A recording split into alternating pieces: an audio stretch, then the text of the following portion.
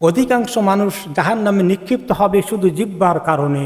গল্প করতে বসলে, আড্ডার আসরে বসলে তখন কথাবার্তা বলার ক্ষেত্রে কন্ট্রোল করা এটা অনেক কঠিন কাজ। কারো প্রসঙ্গে আলোচনা হচ্ছে, গীবত চর্চা শুরু হয়ে গেছে, সেখানে আমি আসি, ওইখানে নিজেকে ঠিক রাখা, জবানকে বন্ধ রাখার কাজটা বড় পরীক্ষা, ওখানে আমরা ফেল করে ফেলি। কোনো সময় আল্লাহ তাআলা এই যে জবান দেয়া একটি ছোট্ট কথা আমরা হালকা মনে করতেছি, যোগ করেছি, আরেকজনকে উপহাস করেছি, তার উপস্থিতি তাকে নিয়ে চর্চা করেছি, এই ছোট একটা জিনিস কতক্ষণ আলাপ করেছি, এটা যে কত ক্ষতির কারণ হয়ে যাবে।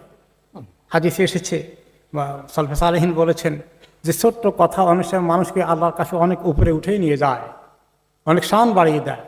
একটি ছোট্ট কথাও মানুষকে এত নিচে নেমিয়ে দিয়ে যায়, জাহান্নামের অতল তলে নিক্ষিপ্ত হয়ে যায় শুধু কথার কারণে।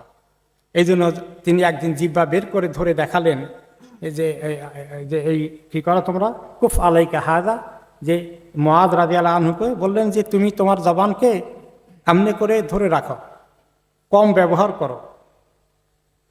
তো বললে যে আমরা কত কথাই বলি, সব কথার কি হিসাব দেওয়া লাগবে? তিনি বললেন যে তোমার মা তোমাকে হারিয়ে ফেলুক। অধিকাংশ মানুষ জাহান্নামে নিক্ষিপ্ত হবে শুধু জিহ্বার কারণে। অধিকাংশ মানুষ চুরি করবে না, অধিকাংশ মানুষ ঘুষ খাবে না, অধিকাংশ মানুষ আরেকজনের জায়গা জমি দখল করবে না, এগুলো করে কিছু ক্রিমিনালরা। কিন্তু অধিকাংশ মানুষ জাহান্নামে যাবে এই মুখের কারণে। আল্লাহ মাফ করুন।